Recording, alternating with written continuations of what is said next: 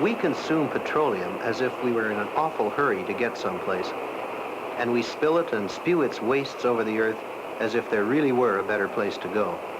But with the coming of supertankers and superports, we enter a new era. All of us are implicated, but perhaps none so deeply as the scientists, without whom no such enormities could exist. What do scientists feel about this new handiwork of technology? Or are feelings irrelevant to science? One scientist, for whom feelings have entered into the picture, is Wyman Harrison, a geographer at the University of Toronto's Arundel College. He was in the Bahama Islands in the early 1970s. At first, I thought I was doing the right thing. Why shouldn't I use my knowledge of oceanography to help minimize the ecological damage that is inevitable at a supertanker port site? Only after completing my first study did I realize that by aiding the technology that exploits Earth's natural resources, I was in some measure responsible for the outcome of that exploitation. My conscience still wrestles with the implications of the supertanker port which I helped locate in the Bahama Islands. Dr. Harrison's team discovered that massive oil spills, such as those emitted from the breakup of a supertanker, would in general move from the southeastern to the northwestern part of the islands. So from the Bahamian point of view, the best location for a superport would be in the extreme northwestern portion of the archipelago. In this sector of the islands, any large spills would move northwesterly into the Gulf Stream and then be carried out into the North Atlantic.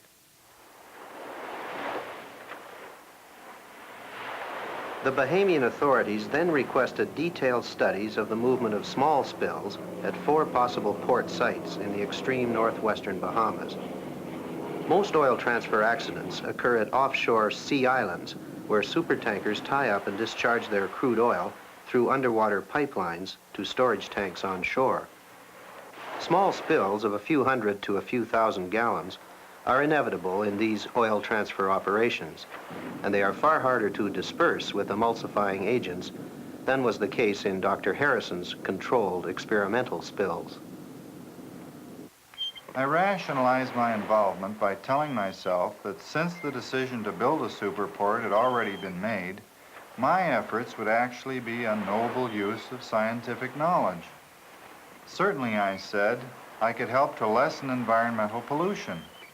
But I was not fully honest at this point because, although I might have helped minimize pollution for the Bahamian ecosystem, I could do nothing to lessen the load on the world ecosystem. On the basis of all field and laboratory tests, a superport site was finally selected at Grand Bahama Island.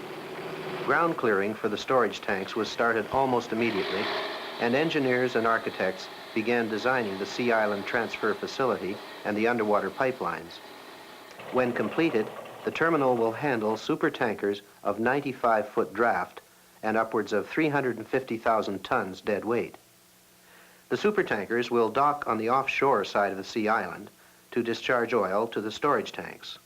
Smaller tankers will dock on the landward side and take on crude oil for delivery to refineries on America's east coast.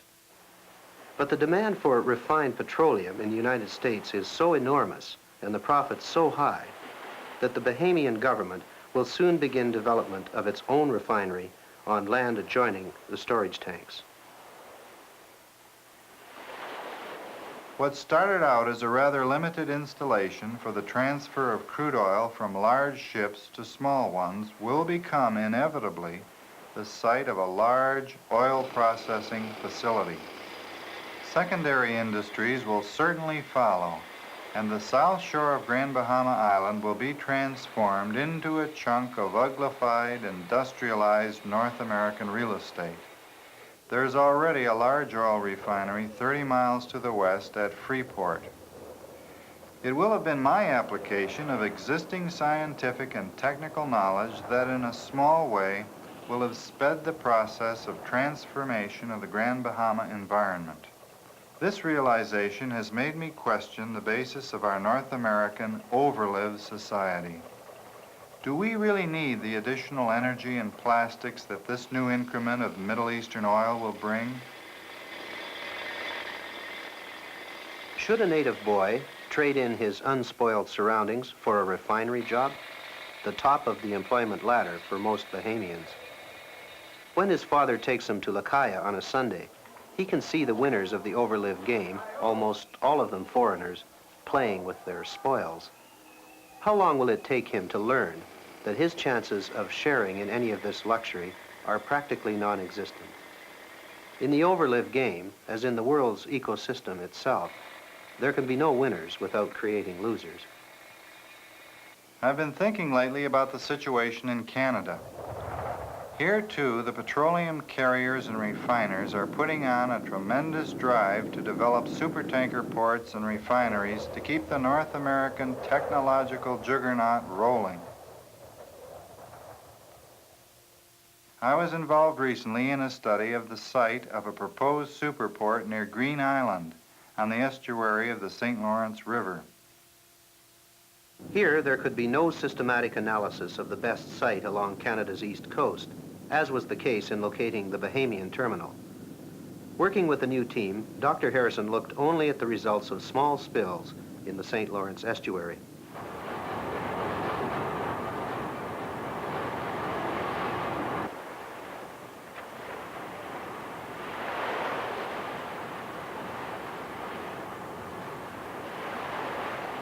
To determine the effect and destination of even a relatively small oil spill is a tricky problem in a confined area like the St. Lawrence, where there are strong tidal currents, variable winds, low temperatures, and fog.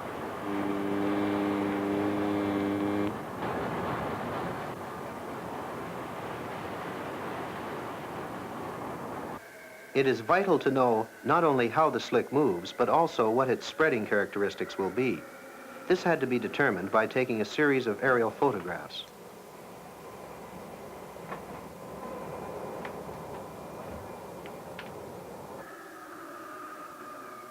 At the time of this experiment, the Canada Centre for Remote Sensing was helping other agencies of Canadian government develop their capabilities in the aerial detection and monitoring of oil slicks. These other wavelengths will depend on the target, and we hope to identify the target by the energy region.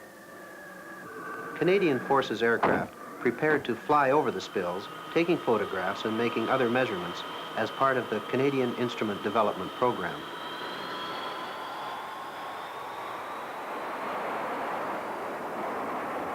The proposed port site was near Green Island on the upper St. Lawrence. Beyond here, the river becomes too shallow for supertankers. This area of highly variable tide and current activity complicated the tests, as indeed it would the problem of cleaning up oil after the spills that are certain to occur if the terminal is built. Once all the arrangements for aerial surveillance were complete, preparations were made for dumping crude oil at the location in such a way as to simulate an actual transfer accident. Also, a variety of surface tracking methods had to be developed in order to chart the movement of winds, currents, and tides.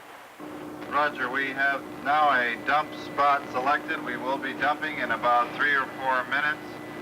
Plan your run for about 10 to 15 minutes as soon as you see the dump. Can you see the dump from your aircraft? Over. Go ahead. Is this you're dumping crude or the vegetable oil, what's that? Roger, we are dumping the crude oil. Repeat, crude oil.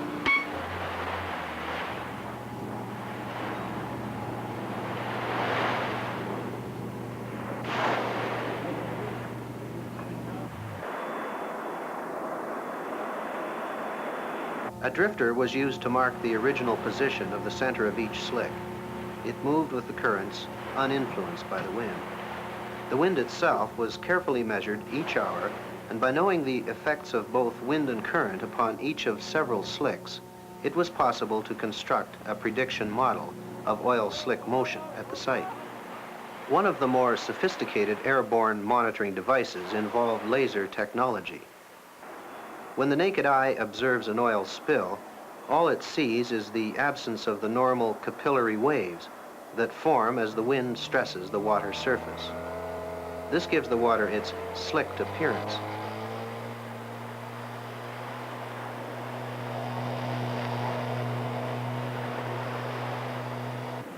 The airborne laser, however, can provide quite detailed information about the depth of the spill as well as its chemical composition, and it can do so as effectively at night as during the daylight. Other kinds of detailed samples were taken from a small craft capable of moving rapidly back and forth over the entire area of the spill. The chemical aging of oil slicks must also be carefully assessed. Samples of each slick were taken every 30 to 60 minutes with special sampling equipment so that they could be packed in ice and flown to a laboratory for analysis. Most of the poisonous fractions of crude oil evaporate within a few hours after an accidental spill. It is important to know exactly how rapidly the evaporation takes place under different conditions of wind, temperature, and humidity. Some very elegant laboratory procedures were used to evaluate the chemical aging of the oil spills. It helps, of course, to know what small spills would do in a narrow estuary with strong tidal currents. But suppose there were a breakup of a crude carrier of the 500,000-ton class, or one of the million-ton supertankers now under construction. Birds, marshlands, beaches, rocky shores would be devastated by a slick of gigantic proportions. The estuarine section of the lower St. Lawrence would be years in recovering. It is unthinkable that the politicians who advocate the superport had not commissioned a study into the breakup of a supertanker in these waters. Just think of the United Nations building laid flat and propelled through a cold, narrow, crooked, and often fog-bound channel. Imagine that at normal cruising speed, when you put on the brakes, it takes up to 11 miles to stop. When I think of the complicity of many scientists in technology's systematic intrusions on the world ecosystem, all in the name of helping solve... Unthinkable that the politicians who advocate the superport had not commissioned a study into the breakup of a supertanker in these waters. Just think of the United Nations building laid flat and propelled through a cold, narrow, crooked, and often fog-bound channel. Imagine that at normal cruising speed, when you put on the brakes, it takes up to 11 miles to stop. When I think of the complicity of many scientists in technology's systematic intrusions on the world ecosystem, all in the name of helping solve the energy crisis, I wonder what it is about us that has brought on this condition. For to be sure, we scientists have had a hand in creating the Overlive Society. But what voice can the scientist realistically expect to have in the corridors of political and economic power where the energy brokers decide the future of the world's reserves? If it's too early for hope, it's also too early for cynicism. Dr. Harrison is not alone in the uneasiness he feels when he reflects that his best efforts may only be serving to reinforce our society's reckless assault on nature. But in the laboratories, in the scientific conferences, and most certainly in the classrooms, a sweeping reevaluation of the scientist's powers and obligations is underway. At the very least, one can call it a beginning.